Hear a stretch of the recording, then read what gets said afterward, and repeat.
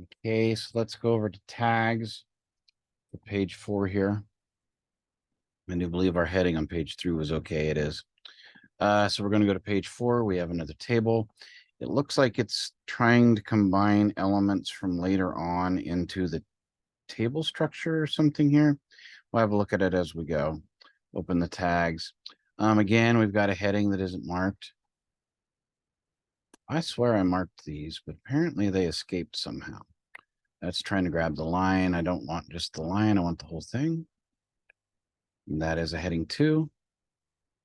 And like before, it incorporated it into the table. If I open the table row there, there's the heading 2 hiding in there. I'm going to cut that. Select section for the page, right click, paste child. Takes the heading out of the table. Table row here. Let's see what it does. What I'm doing is clicking down, kind of trying to see why it wants to incorporate those elements in that table. It apparently stopped because the outline went away. Fine by me. Click table here. Table row 1 is the acknowledgement, leader initials, and employee initials. And everything looks good there. Table row 2. This is probably going to be a table header cell followed by the 2 forms. Table header cell, yep. And the forms after it. Everything there looks good. Third row. Table header for the notation part, and the forms underneath, leader initials and employee initials is good. And the final cell, which has a pretty big paragraph right here and 2 form items there. Okay. That table is nice and clean, just like the others were. Let's go ahead and save since we added a heading in here and see how it automatically sort of arranges as it goes to show that that's not part of the table anymore. It takes it a few minutes to think sometimes. It's followed by heading 4. Employee signature and date. It's assigned those heading levels. They would be incorrect accessibility wise because this appears a heading 2. I don't really want these necessarily to be headings, or at least I don't want them to be heading 2s. They could be headings as to what goes there. And I might make them that simply for the fact of the emphasis. So if I make them headings, they can tab to them really quick to do their signatures if they need to, find them easily in the document. I just don't want them to be 4s. The other thing that's kind of odd here is we've got this one, we've got reader signature, but we don't have the dates. So let's see what it's done with our date cells. I'm not seeing them, but they exist. So let's open the heading 4 here, employee signature. The paragraph has date in it. Okay, this is what it's done. And assigned this as a heading, but it didn't assign date as one. It left dating as paragraph for some reason, presumably because it occurs after that. We don't really want to do that. We want that to be a heading as well. So I'm going to leave H4. Well, I'm not going to leave it. I'm going to change it. I want this to be accessible. It has to be in the continuity. If I go from a heading 2 to a heading 4, that's an accessibility error. So I want employee signature to be a heading 3. Like that. And we're going to find the form field for it, for the signature here. And it stuck both those forms next to each other in this paragraph tag. That would appear to be this one here, employee signature, sure enough.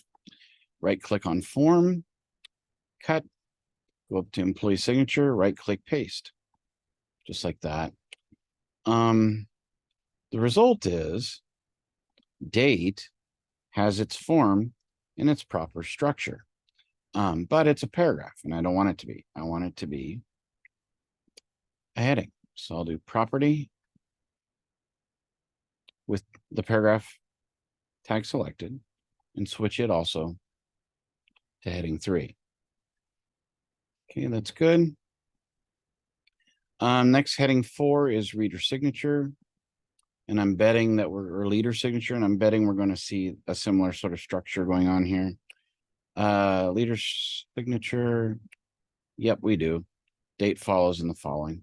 So that's not bad. Grab the heading 4 here. It did arrange the form logically here, so we're good. I'm going to change that property on that heading 4 to heading 3.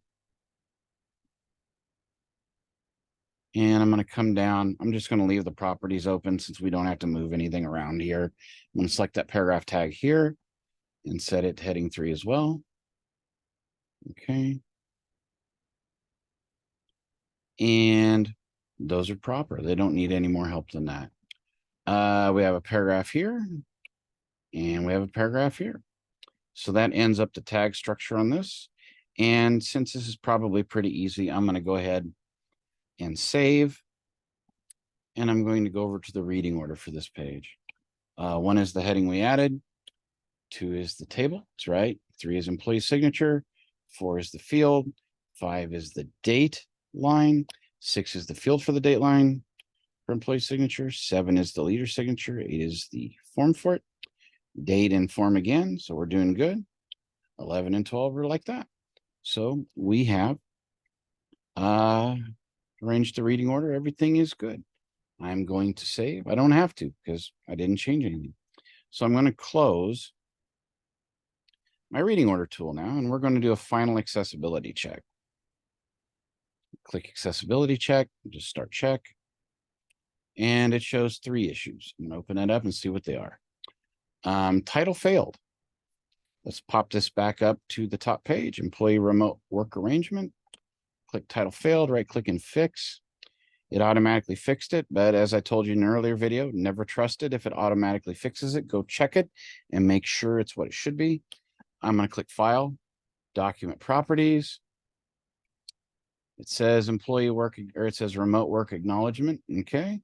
Remote work acknowledgement. I'm going to add employee to that.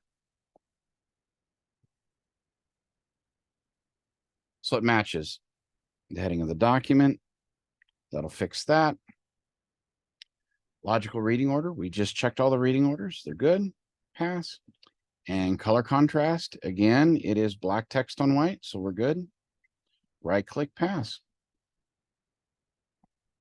And this document is completely remediated.